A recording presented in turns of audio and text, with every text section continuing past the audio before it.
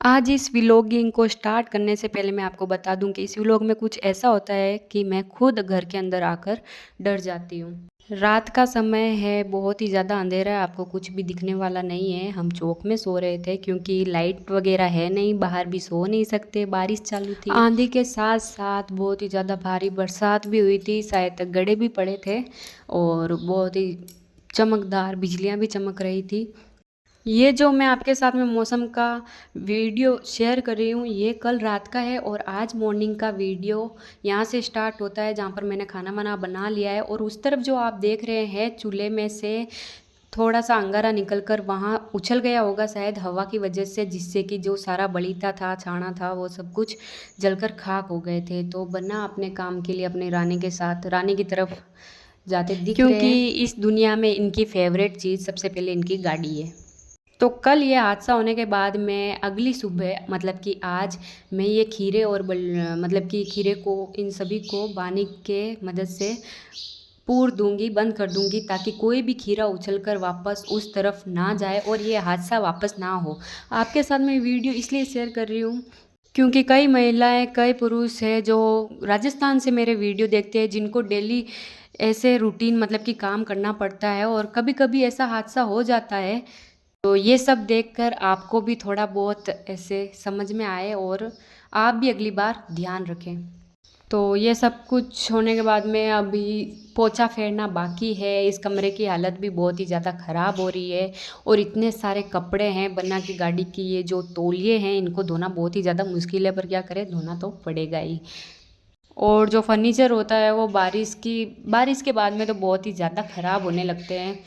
और ये जो सूट है उसकी मगजी भी बना कर रख दी थी मैंने, ताकि कभी कभी थोड़ा थोड़ा टाइम मिले उसके बाद में मैं सिलाई कर सकूं।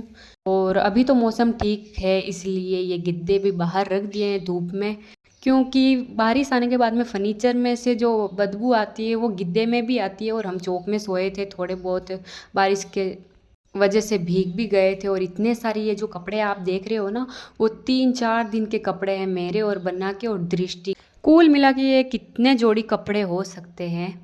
और ये कपड़े इकट्ठे होने की वजह ये है कि टंकी के अंदर पानी नहीं था और बन्ना बुकिंग गए हुए थे, मतलब कि ट्रैवलिंग पे।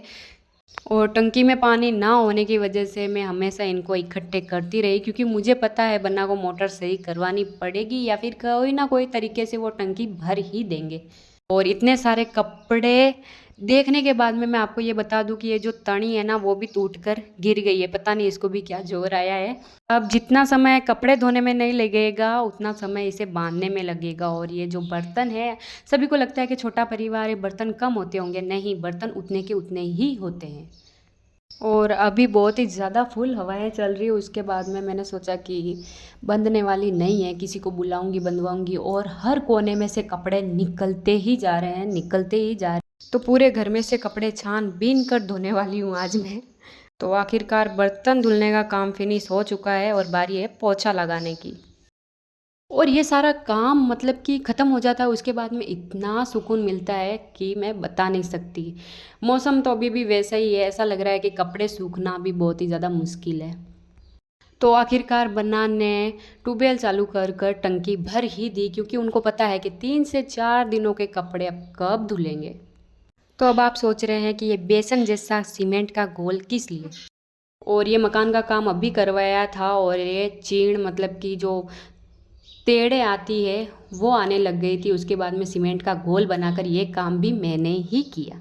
अब की बार बारिश आने के बाद में पता चलेगा कि ये काम सफल रहा कि नहीं।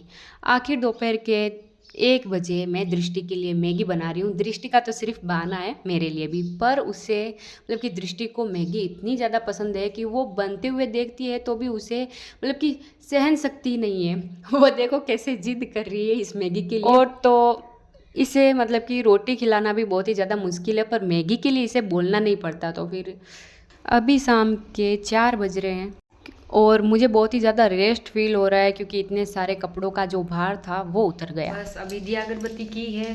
सुबह के इतने ज़्यादा काम के बाद में बहुत सारा काम किया। वो हर कोई काम मैंने आपको बताया नहीं, सिर्फ टॉपिक ही बताया कि ये सारा काम है। और अब मैं राजस्थान की, बोला जाता ना, हमारे साइड जयपुर साइड बोलते हैं खड्डी और यहाँ पर बोलते हैं खाटो। सबसे ज़्यादा फेमस है। अगर कोई सब्जी नहीं हो ना घर में तो फिर खाटो या फिर दाल। 3-4 दिन से वो कपड़े पड़े थे, आज कपड़े धो दिए तो मेरे मन में इतनी ज़्यादा शांति है कि मैं आपको बता नहीं सकती। मुझे लगता है कि इस घर के साथ साथ में अगर एक टांका करवा लिया होता तो अच्छा रहता। उसके अंदर मुझे पानी की दिक्कत नहीं रहती, कभी भी मोटर ख़राब हो या फिर अपने ट्यूबवेल का कोई पानी दो या ना दो, मुझे उससे कोई फ़र्क नहीं पड़ता। टैंकर बुलवा के टांका भरवा देते बस फ्री। पर पैसा बोलता है, बिना पैसे के कुछ भी नहीं होने वाला। तो बस यूट्यूब पे अभी मैं केरी का अचार कैसे बनाते वो सब कुछ देख रही थी। कढ़ी की बात करें तो फिर ये सर्दियों में बहुत ही ज़्यादा अच्छी लगती है खाने में, गर्मियों में तो कोई इंटरेस्ट नहीं आपको आता। पता है मुझे सबसे पहले मेरी बहन के ससुराल जाकर पता चला था कि राजस्थान में बाजरे के आटे की भी कढ़ी बनाई जाती है।